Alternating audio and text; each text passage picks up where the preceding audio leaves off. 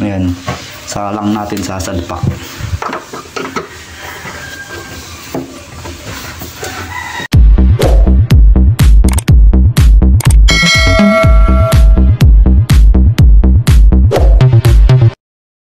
So yung mga kabahay, meron tayong ikakabit na ilaw ngayon dito sa cabinet natin. Ito siya, mabibili nyo sa Shopee. Saka itong baterya. Bali, kalalabasan niya. Ayan, ganyan. Bali, pag sinaradan niya yan, kusa siyang mamamatay. Ayan.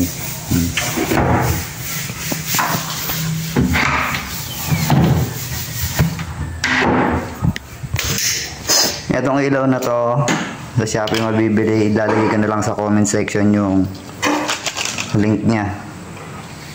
So yun, simulan natin. Bali, kunin muna natin tong baterya niya. Hala kasi kung tigahawak ng camera ko at mga busy sila.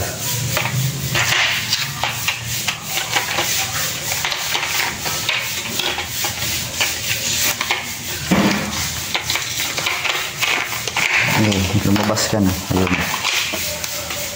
Tapos dito tayo mag-install sa isa na to. Nga pala mga kabahay, itong ilaw na to talagang pang concealed hinges talaga to dahil saktong-sakto siya sa mga tornilyohan niya. Bale itong ilalim tatanggalin lang natin. Ayun, nakatanggal na. Ayan. Ngayon, testingin muna natin pailawin. Ayun, may ilaw na siya. Bali, pag napindot to, ayun, mamamatay ang kusa. Tanggalin muna natin. Tapos, bali, may libre nga pala siyang tornilyo. Ayan. Isang piraso lang to.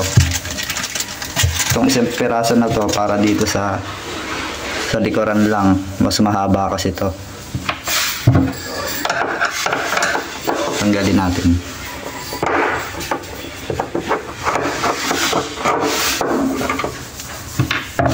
Yan na. Mapapansin nyo. Itong tinanggal natin. Ito yung dati niya. Tapos ito yung libre sa ilaw. Mas mahaba siya. Bali ganito lang. Kakabit lang natin na gano'n ay nasakto.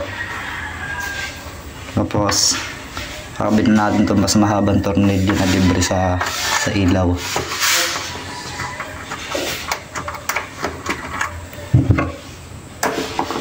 Yan. Tapos yung baterya niya kabit na natin. Ayan, saka lang natin sasalpak.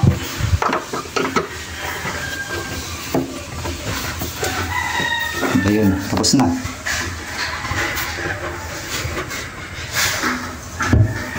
Mapapansin nyo, kusa siyang namamatay. Pag binuksan, saka siya iilaw.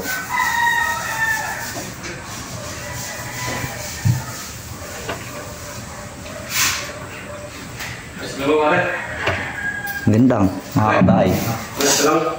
Sa Shopee lang, tignan nyo lang sa Shopee. Saka itong baterya niya.